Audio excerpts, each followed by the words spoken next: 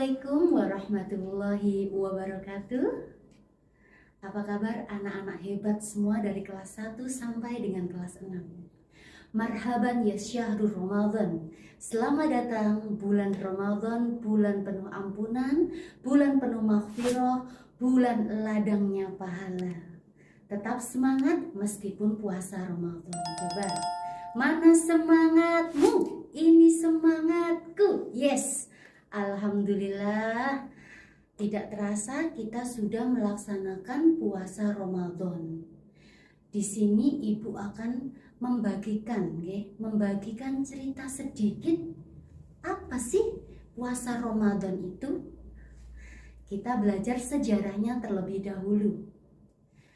Puasa Ramadan adalah perintah Allah yang diturunkan kepada Nabi Muhammad SAW pada tahun kedua Hijriah. Ingat, tahun kedua Hijriah turunlah perintah puasa. Dijelaskan lagi di dalam surat Al-Baqarah ayat 183 yang berbunyi, Bismillahirrahmanirrahim. Ya ayyuhalladzina amanu kutiba alaikumusiyam kama kutiba alal ladzina min qablikum la'allakum tattaqun. Dan diwajibkan atas kamu berpuasa sebelum orang-orang sebelum kamu, agar kamu senantiasa menjadi orang yang bertakwa. Jadi, tujuan disyariatkannya puasa adalah agar kita menjadi orang yang bertakwa. Apa itu takwa? Takwa adalah orang yang senantiasa menjalankan perintah-perintah Allah dan menjauhi larangan-larangan Allah.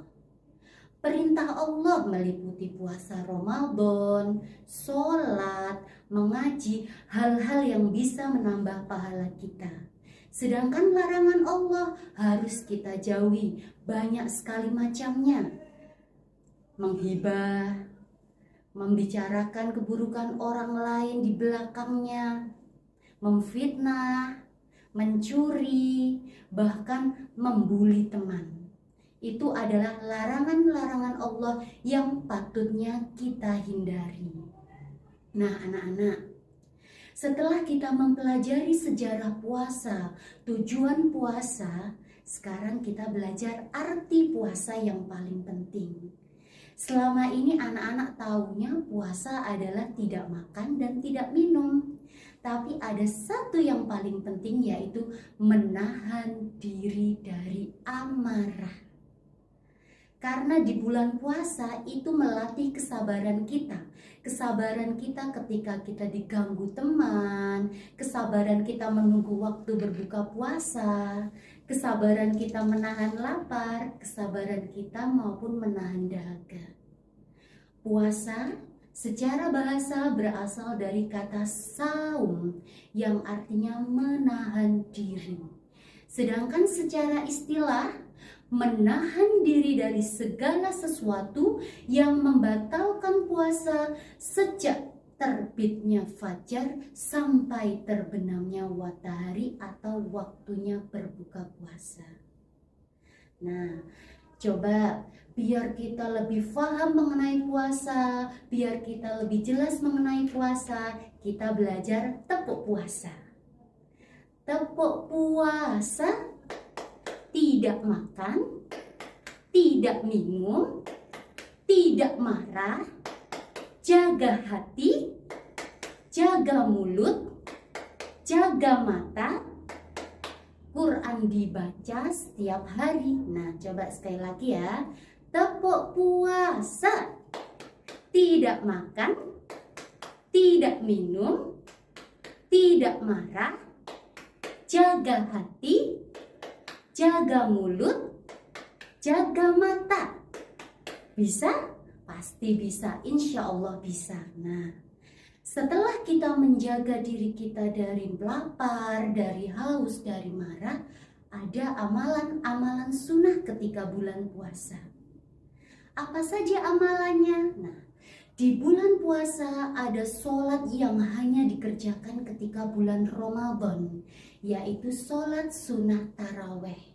Kita tidak akan menemui sholat sunnah taraweh di bulan selain bulan Ramadan. Jadi kalau anak-anak ketika bulan Ramadan sampai tarawehnya terlupakan atau tidak melaksanakan, anak-anak rugi. Karena selama 30 hari kita melaksanakan puasa, setiap malam kita melaksanakan taraweh, ada keutamaan-keutamaan di setiap malam sholat taraweh. Jadi jangan sampai anak-anak meninggalkan sholat taraweh. Sholat 5 waktu harus karena hukumnya wajib. Sholat taraweh harus karena kita ingin mencari pahala di bulan Ramadan. Coba, selain amalan sholat taraweh, selepas sholat taraweh biasanya anak-anak menyuarakan, menggemakan suara-suara masjid dengan lantunan ayat suci Al-Quran atau yang biasa kita kenal dengan tadarus Al-Quran. Bu, saya tidak bisa membaca. Ingat nak, orang yang mendapatkan pahala tidak hanya orang yang membaca Al-Quran. Orang yang mendengarkan lantunan ayat suci Al-Quran pun mendapatkan pahala dari Allah. Kurang baik apa Allah sama kita? Allah sangat sayang kepada kita. Allah sangat murah hati kepada kita, sehingga apapun kebaikan kita dibalas pahala oleh Allah berlipat ganda. Jadi selain taraweh, tadarus Quran, masih ada amalan-amalan yang lainnya banyak sekali yang bisa kita lakukan ketika bulan Ramadan. Sedekah. Biasanya di bulan Ramadan, orang-orang semua berlomba-lomba untuk membagikan takjil. Kalau kita tidak punya harta, kita bisa sedekah lewat tenaga, lewat pikiran kita.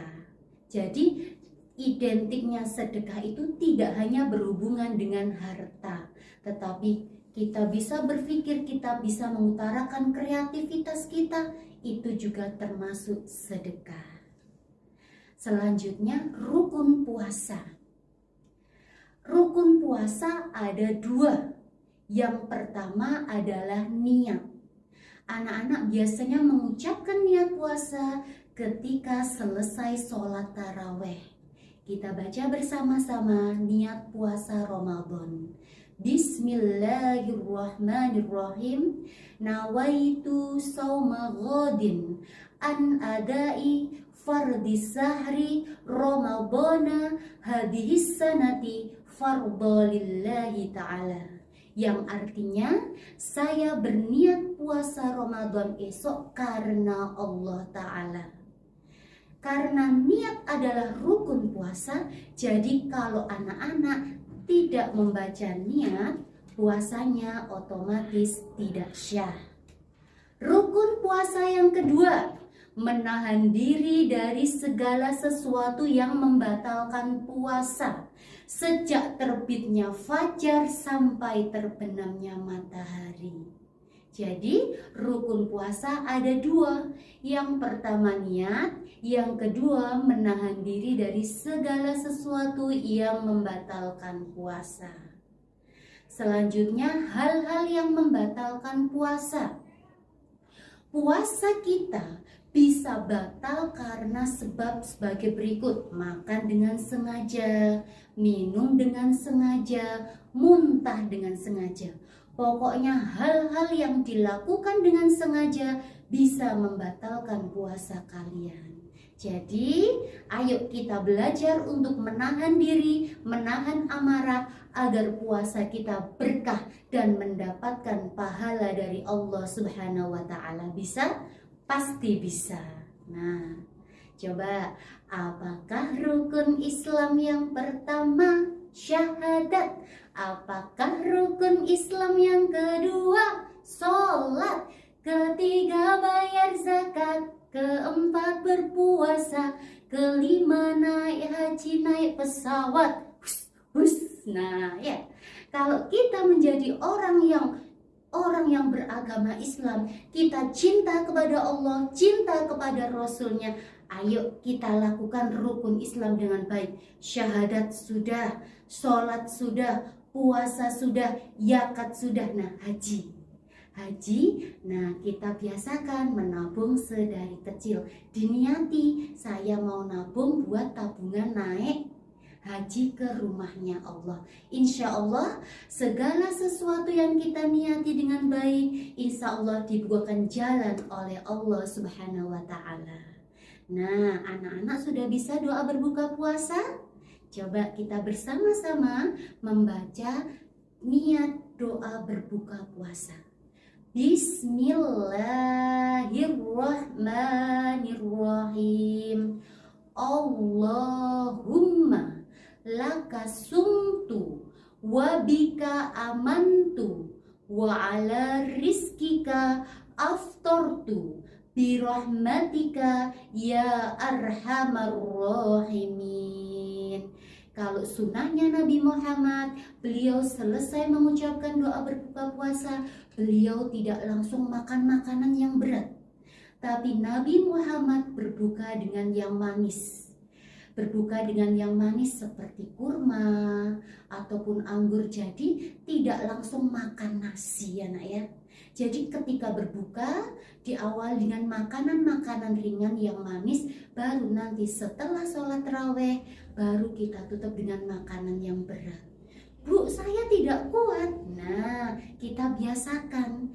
Karena kalau kita selesai sholat maghrib makan makanan yang berat, dikhawatirkan ketika anak-anak melaksanakan sholat tarawih, anak-anak kekenyangan, jadinya ngantuk. Ya, jadi dibiasakan berbukalah dengan yang manis. Selanjutnya, supaya pagi harinya kita tetap kuat dan tetap semangat untuk berpuasa, jangan lupa untuk mengakhirkan waktu sahur. Jangan lupa untuk makan sahur. Saya tidak bisa bangun, Bu. Nah, kan masih banyak orang di rumah minta dibangunkan. Kalau anak-anak, saya lu kuat tidak sahur. Anak-anak kehilangan satu ladang pahala.